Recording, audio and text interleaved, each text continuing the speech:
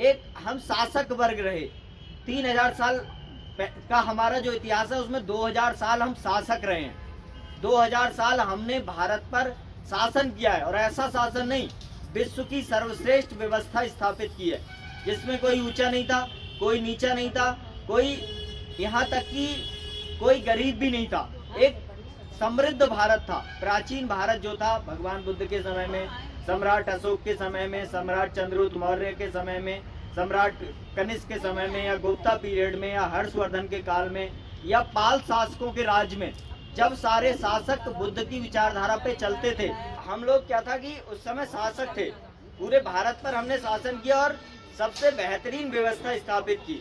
तो इसलिए हमें समर्थ बनना है, क्योंकि जब हम बराबरी से रहते थे, जब हम संघ में रहते थे, तो हमारी व्यवस्था जो थी विश्व की सर्वश्रेष्ठ व्यवस्था थी। और विश्व का चाहे सर्वश्रेष्ठ विचार हो, चाहे धर्म हो, चाहे शासन हो, जैसे सम्राट अशोक के शासन की मैं बात करूं तो सम्राट अशोक को दुनिया का सर्वश्रेष्ठ शासक माना जाता है, दुनिया का। और मान्यवर काशीराम साहब अक्सर कहते थे कि मैं सम्राट अशोक का भारत बनाना चाहता हूँ। क्यों कहते थे? क्योंकि सम्राट अशोक के काल में कोई ऊंचा नहीं था, कोई नीचा नहीं था। भारत की जो अर्थव्यवस्था थी वो दुनिया की 33% अर्थव्यवस्था पे भारत का कब्जा था। इसलिए वो कहते थे कि मैं सम्राट अशोक का भारत बनाना चाहता हूँ। और सम्राट अशोक के समय में जो ग्रांड ट्रंक रोड थी, उसके दोनों ओर धर्मशालाएं बनाई गई थी।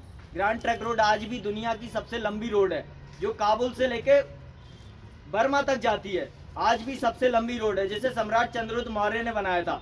सम्राट अशोक ने उसके दोनों ओर धर्मशालाएं बनाई, भिक्षुओं के ठहरने के लिए बनाई, सराय बनाए, और एक बेहतरीन व्यवस्था स्थापित की। इसलिए मान्यवर काशीराम हमेशा कहते थे कि मैं सम्राट अशोक का भारत बनाना चाहता हूँ। तो हम प्राचीन भारत में इतने बेहतरीन व्यवस्था स्थापित करने वाले लोग थे, तो इसलिए हमें संघ की जरूरत है। वो व्यवस्था क्यों बन पाई थी? क्योंकि हमारे पास संघ था, हम यूनाइट थे।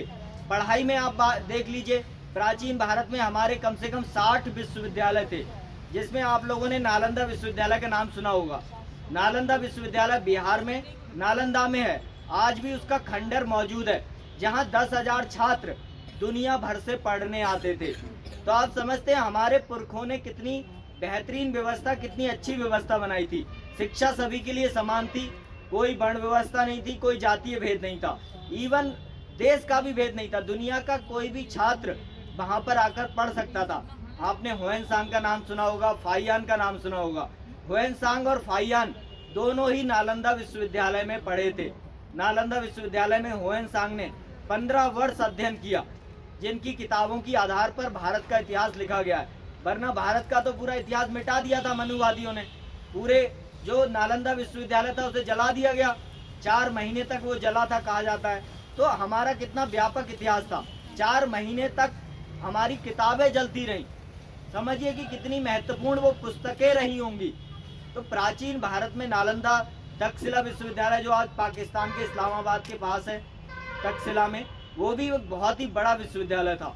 और जहाँ पर भी माना जाता है कि 10,000 से 15,000 छात्र, विदेशी छात्र पढ़ते थे और देसी छात्र पढ़ते थे, दोनों जगह के ही छात्र पढ़ते थे। और वो भी एक बौद्ध विश्वविद्यालय था। आजकल आप सीरियल्स में देखते हैं, सीरियल में दिखा देते हैं कि चाणक्य वहाँ से पढ़ा था, जबकि चाणक्य का तो कोई इतिहास ही नहीं है। तो सीरियल सारे फर्जी बनाए जाते हैं। क्योंकि हमारे लोग सीरियल नहीं बना रहे हैं, तो वो सीरियल बनाते हैं, नाटक लिखते हैं, अपनी तरह से लिख देते हैं। मुद्रा राक्षस एक ग्रंथ लिखा गया, सम्राट चंद्रगुप्त मौर्य की कहानी लिखी गई, वो उनके 1400 साल बाद लिखी गई, और उसे बताया जा रहा है कि वो एक, जबकि काल्पनिक नाटक है, जिसमें पात्र तो हो सकते हैं प्राचीन भारत के, लेकिन वो सच नाटक नहीं है, एक लेखक ने अपने मन से लिख दिया है। तो हमें लेखन में भी आना पड़ेगा। प्राचीन भारत में हम लेखन में थे, इसलिए सत्ता में थे। हम ना आज लेखक हैं, ना हम विचारक हैं, ना हम आज फिल्में बना रहे हैं, ना आज हम सीरियल बना रहे हैं, ना आज हम टीवी पे हैं, ना हम आज पत्रकारिता में हैं। तो ये सब चीज़ें जो है देश का नैरेटिव बनाती हैं, लोगों के दिमाग जो है इन सब चीज़ों से तय होते हैं। तो प्राचीन भारत में हम शासक थे, क्योंकि इन सब चीज़ों को हम तय कर रहे थे।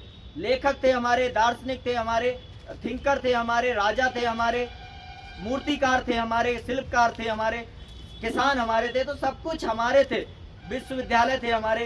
प्राचीन भारत में तो विश्वविद्यालय से ही नैरेटिव बनती थी, लेखन की वही विधा थी, भोजपत्रों पे लिखा जाता था। शिलालेख देखिए आप, सम्राट अशोक के शिलालेख आपने सुने होंगे, भाई शिलालेख क्यों लिखवाए सम्राट अशोक ने? क्योंकि शिलालेखों का लेखन का प्रभाव है। तो प्राचीन भारत में हमने इतने अच्छे लेखन भी किया। 1200 ईस्वी तक, पाल वंश तक हम यहाँ के शासक रहे। क्यों रहे? क्योंकि हम संघ में रहते थे, हमारा संघ था। हमारे जो भी राजा थे वो संघ के आदेश पर काम करते थे, चाहे वो भिक्षु संघ रहा हो, चाहे वो उपासक संघ रहा हो, या बहुत से गणराज्य रहे हो, या बहुत से राजा महाराजा रहे हो, तो सभी संघ के आदेश पर काम करते थे और संघ जो था वो उन्हें चलाता था। लेकिन आज जो आप देखते हैं कि प्राचीन भारत से जो हम शासक थे, तो आज 800 साल से हमें क्या हुआ? 800 साल से हम गुलाम क्यों हो गए? क्योंकि हमारे पास कोई संघ नहीं है। तो अगर हमें फिर से मजबूत होना है, फिर से खड़ा होना है, तो हमें संघ को स्थापित करना पड़ेगा।